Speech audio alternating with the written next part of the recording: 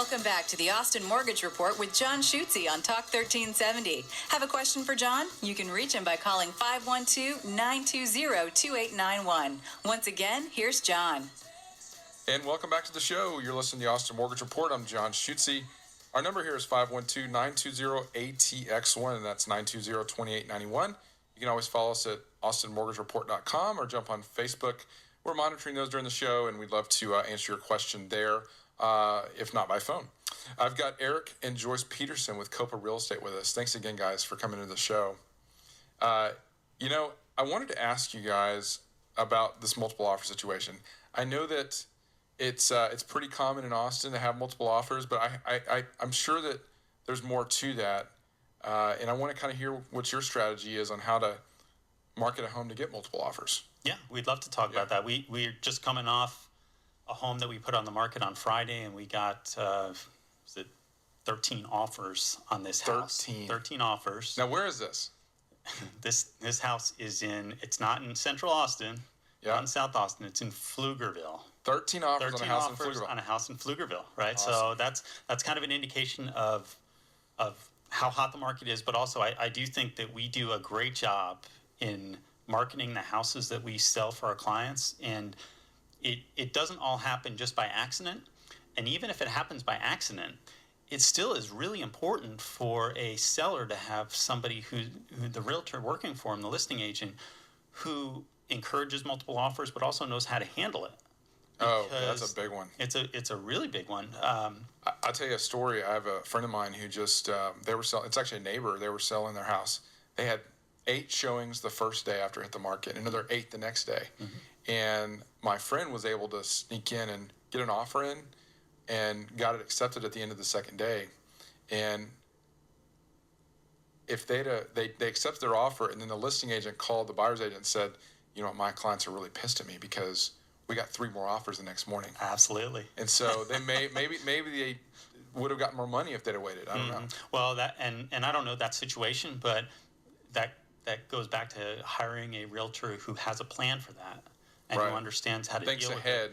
Thinks ahead. Yeah. So when we put this house on the market, we did know it was going to be a hot property. We talked to the seller about it. And first off, let me say that it's not our properties that we're selling. So some sellers might not want to have multiple offers, and so that's fine. We have to talk to them because sometimes that getting multiple offers could mean a lot of showings, and it might be too many showings for them. So you have young kids or something. You got kids, right? And so sometimes we just tell people, hey, take a vacation for a couple of days, go out of town, enjoy the weekend. But you do have to have a plan. And I'll tell you a story. A house went on the market. This is about 4 weeks ago. Sunday morning, 10 o'clock. I saw it come on, had clients, and this also goes to working with the full-time realtor. But hit the market.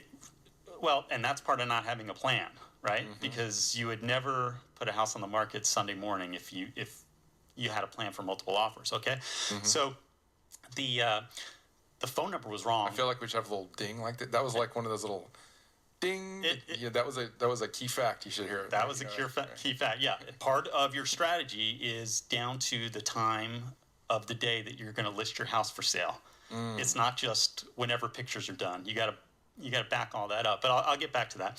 So the phone number was wrong for the seller. So I left a message for some random person who is still probably waiting for Eric Peterson to show up at the house for a showing, but wondering who I am. Showed up, the seller was there. The seller didn't know that the house was going to be listed that day. He wasn't ready for it. Wow. But since we were there, he let us come in and see it. Okay, so my clients loved it. And fortunately, my clients are really normal people who are friendly, and we were talking to the seller, and I can't negotiate directly with the seller, but he did tell us that he would accept the first offer that came in because, again, they didn't really have a plan. So we ran out to the coffee shop, submitted an offer, sent it to the listing agent, called the seller, told him the offer was already there. He told the agent to put it as pending. Boom, it was done. Wow. They would have gotten, this starts to get into a little bit of bragging. They would have had this would have been a property that they would have had 10 offers on. And so you think about that. I felt like things just fell into place for that deal. But anyway, going back to, so not having a plan, or having a plan, is really important. And that comes down to even things like, you have to back out, when are you going to take pictures so that you can start pre-marketing the house.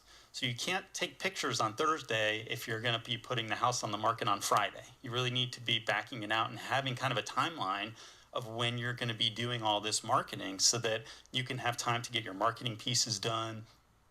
There's several realtor Facebook groups that you can start advertising the property on to gauge interest, to also get people excited about the house before it even gets listed for sale. And anybody who's hiring a listing agent, that's one of the things that they should be asking them is, do you participate in any of these type of Facebook groups? Because it's just very valuable to be able to pre-market your house that way.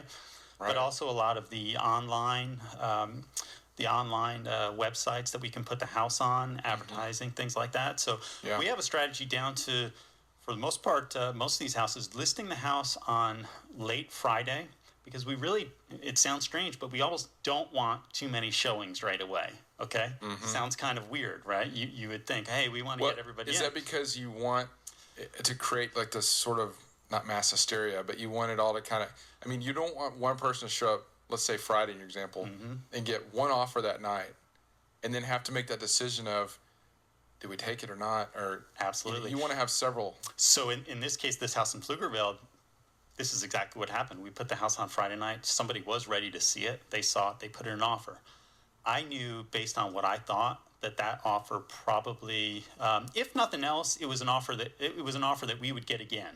Okay, if that makes sense. Right. So we weren't really risking anything by waiting.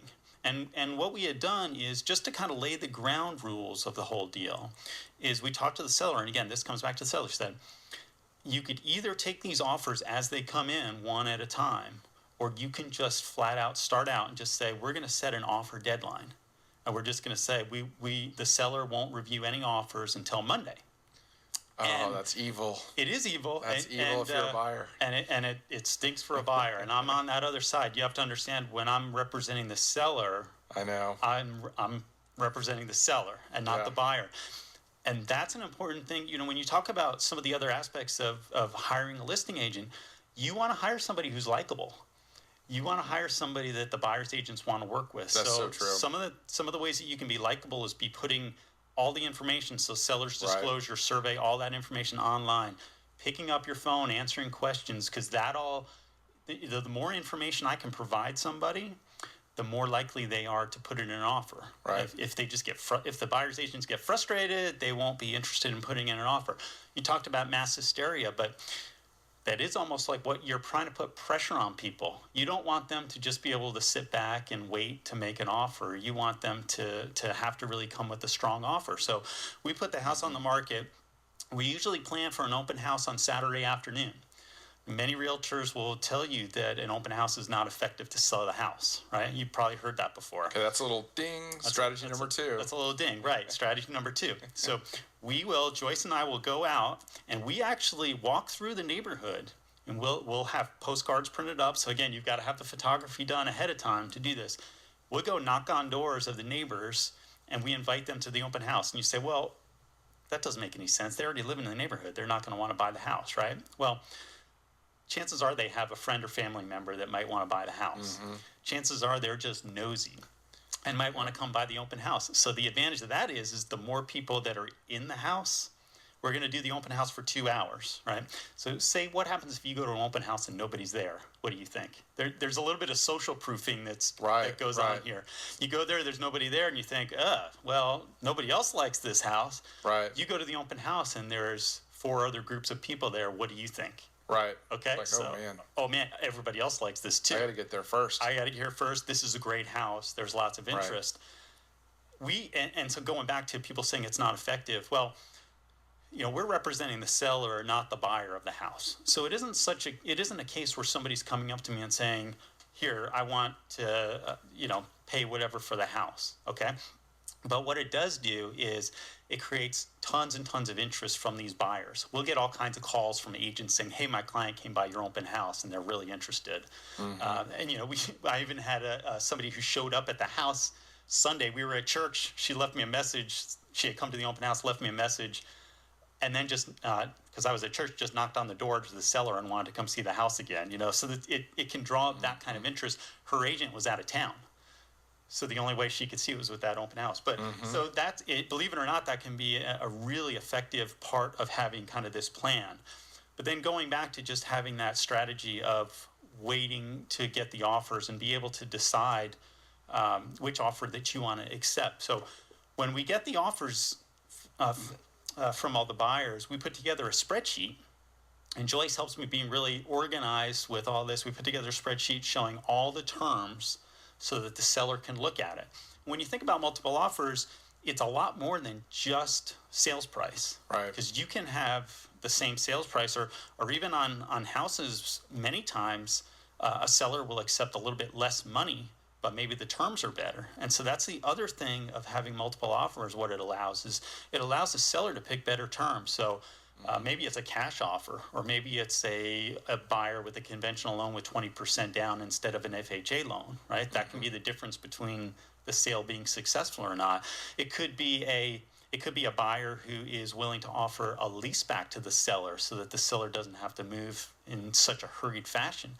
So Right. so many ways of doing that. And so what I would just get across to anybody is if you do think that your house is in a popular area and you might be expecting to have multiple offers on your house, you definitely should reach out to us or reach out to somebody that can give you a plan like this ahead of time, and not just be like, I have had a time where I sent in an offer to an agent and she said, "Oh gosh, we have multiple offers now. What do I do?" And she was asking me, right? So Right. I'm the buyer's agent. Right. Well, you imagine if you were the seller, you might not be too thrilled about that, but you don't know that. You don't know. Right. You don't know that. So it'd be good to interview somebody ahead of time and find out if they do have a strategy for trying to get those multiple offers. So if I'm like any of our listeners out there, I'm like ready to hire you right now. So is there, what's the best way to get a hold of you? Yeah, best way to get a hold of me, I answer my phone. It's 512-791-7473.